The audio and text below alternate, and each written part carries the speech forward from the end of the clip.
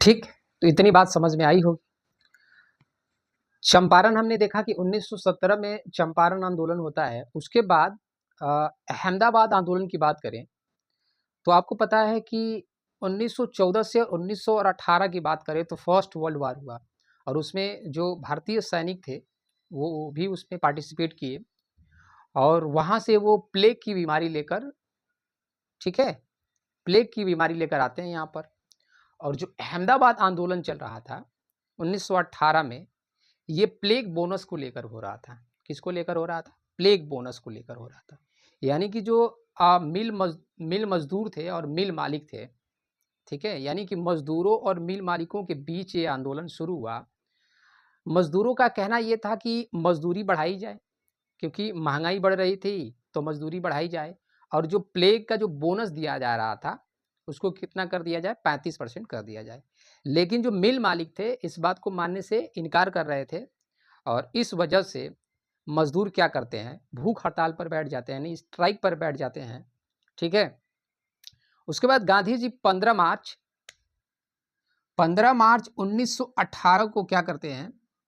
जब मिल मालिक नहीं मानते हैं तो वो पहुंचते हैं यहाँ पर वो और भूख हड़ताल पर बैठ जाते हैं, ठीक है। तो सवाल बनता है कि गांधी का पहला भूख हड़ताल सत्याग्रह कौन सा था? तो हम क्या कहेंगे? अहमदाबाद आंदोलन 1918 का।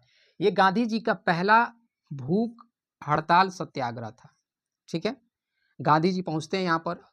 गांधी जी का जो सहयोगी थी एक थी अनुसुईया बेन, ठीक है।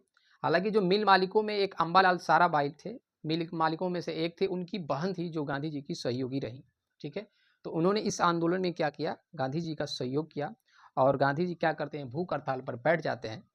उसके बाद से क्या करना होता है? मिल मालिकों को मानना पड़ता है। उसके बाद गांधी जी इसी आंदोलन के दौरान ट्रस्टीशिप का सिद्धांत दिया।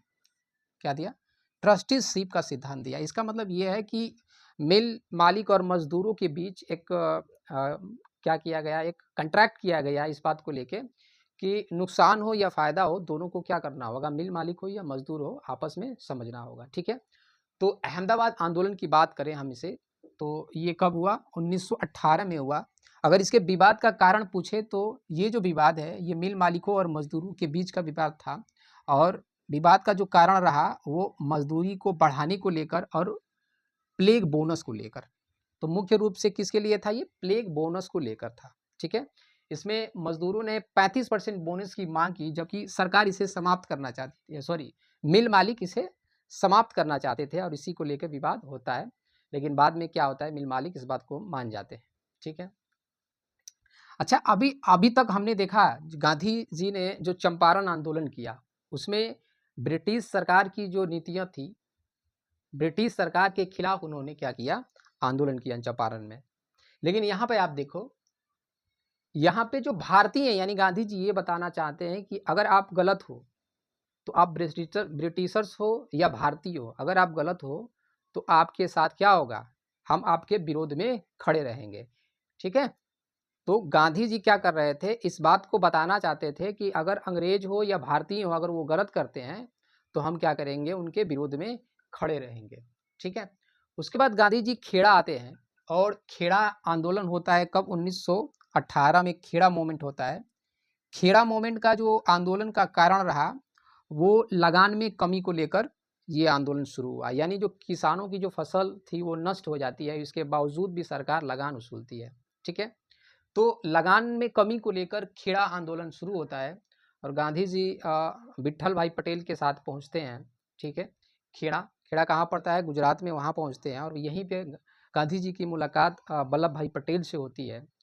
और गांधी जी क्या करते हैं कि ये जो उसके बाद वल्लभ भाई पटेल ये जो मोमेंट है वो छोड़कर गांधी जी को सौंप कर चले जाते हैं, कहाँ? बारदोली। और वहीं बारदोली की महिलाओं ने गांधी जी को, सॉरी, वल्लभ भाई पटेल को सरदार की उपाधि दी, ठीक है। तो इतनी बात हमने इस क्लास में समझा।